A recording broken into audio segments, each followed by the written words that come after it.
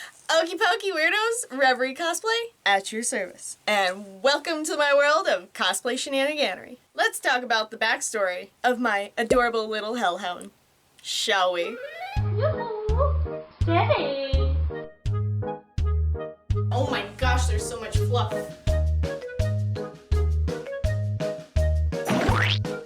Chapter 1. The Beginning.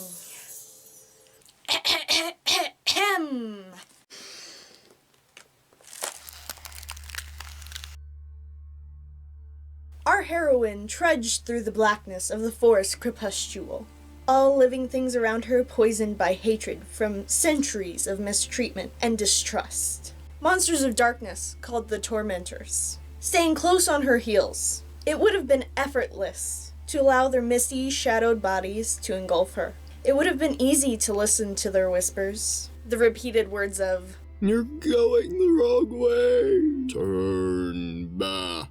You're going the wrong way. Turn back," rang in her ears as she forged on. A shapeshifter in training was she, but Reverie had lost her mentor to the darkness 3 years before. Using the knowledge she had gained thus far, she set out on a self-assigned quest to find the land of the shapeshifters. Somewhere beyond the forests of Crepuscule were her people, but the only way to reach them was to brave the poisons the Tormentors threw her way. Weeks of trekking through the poison forest were beginning to weigh on her. Many sleepless nights darkened the bags under her eyes. It grew so much more tempting to allow the shadowy forms to take her. Then something warm but solid knocked her to the ground. She sat on the cold forest floor, trying to refocus her vision. The sudden warmth was a shock after so much time in the cold. Finally, Reverie could make out the form before her. The shape was humanoid, an average-sized human male looking down at her with a warm smile. The one big tip that this being was not human were the 2 large horns, protruding from the sides of his head, one just above each ear. "Hello there. Welcome to hell. Would you like a hand?" Reverie leapt to her feet, quickly backing away. Who are you? What are you? "Me? The man began to laugh. Well, I'm a demon. Of sorts. I thought I could help you with the rest of your little voyage through the woods." Why would you help me? Reverie clutched her bag close to her chest. "Why not?" The being reached out a hand to her, his smile displaying unearthly sharp teeth and a forked tongue. Long, pointed black nails extended well over his fingertips, reflecting the tiniest bit of light that came through the tree's canopy. "But you're a demon!" Reverie argued. "And who else here is offering to help you, my dear? The name's Sable, by the way." He offered the clawed hand to her again. The young shapeshifter stepped forward but refused to take his hand. "Then show me the way out." Sable turned and his high-collared black velvet cape flared to give a glimpse at the red satin lining inside before shrouding him in darkness once more. "As you wish. Follow me." The odd duo walked for over an hour in silence. Sable's long horns bounced along with his wide strides as if they were the ears of an energetic Labrador puppy. Reverie had to hurry to keep up with his quick step. Silence hung over them for a long while before Reverie realized there was silence. The Tormentors had not said a word since this creature had appeared to her. She could not even make out their shadowy forms in the darkness anymore. "Excuse me, Mr. Sable." The demon raised a claw. "Just Sable will do fine." Reverie rolled her eyes and huffed. "How come I haven't heard the Tormentors since you showed up, huh?" "Oh, them? Yes, well, it's because I'm so emo. My inner darkness leads them to believe I'm already one of them, and they leave me alone." Emo? What's emo? You know, simple plan, My Chemical Romance, black hair that hangs in front of your eyes, usually a copious amount of piercings. Oh, that's right. My apologies. I forgot you're a shapeshifter, not a time traveler. Never mind the rantings, the audience will get it anyway. Keep walking. But Reverie tripped over an unearthed root, which caused Sable to stop and turn to assure himself that she was capable of returning to her feet on her own. "But you're a demon! How are you a demon? I've never seen one like you before in any of the books." You're talking about my true form. I came to you like this because I thought it'd make you more comfortable. But if you'd like to see the real me... He beamed, then whirled his cape around him so quickly that the leaves nearby blew into the air. Reverie watched the width of the cape shrink, drop to a puddle on the forest floor, then disappear entirely. Where'd you go? I'm right here. A frustrated voice snapped. Where? Down. Look down. Reverie looked around frantically in the darkness. Down here.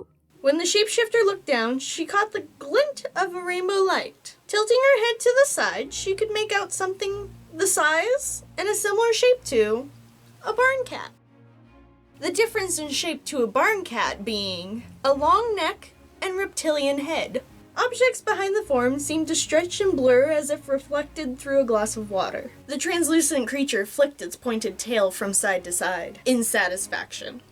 Cool, huh? I love doing that. It never fails at freaking people out. Reverie leaned in closer. So you're a dragon? A gust of wind knocked her back, and the humanoid stable stood before her once more. A pseudo-dragon, to be exact. People say we can only communicate telepathically. They have no idea how powerful a little dragon like me can be. Now, no more questions. Keep walking. We're almost there.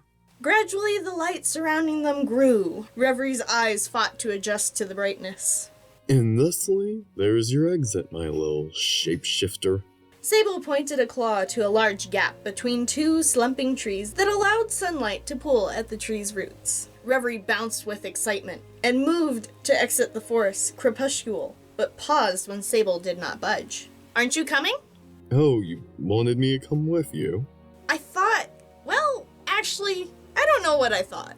Yes, traveling with a magical being can be confusing. Okay, I'll join you, but not in this form. My humanoid body doesn't do well in bright sunlight. Doesn't that make you a vampire? I just burn easily, but close enough. The demon shrugged before whirling back down to his translucent pseudo-dragon form. Let's see this dreadful outside world of sunlight and people, shall we? He clucked his forked tongue. And that is the end of Chapter 1 of Sable and Reverie's Adventures.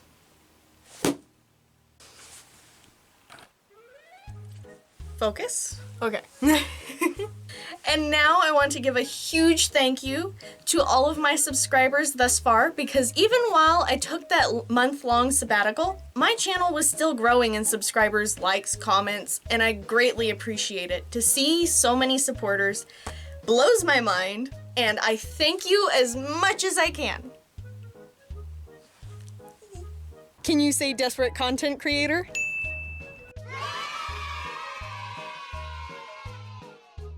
So don't forget to hit that big red button that's just under my video, starts with an S. And don't forget that funny button that looks like a bell. Don't worry, it doesn't bite much. Let's go for those skelly hand thumbs up, and welcome to the madness. Leaves. The translucent potty over here, potty over there. Scooch. Reverie looked telepathically. Reverie looked why is that so hard? Be more comfortable, and I'm eating my wig. Again. Not a time traveler.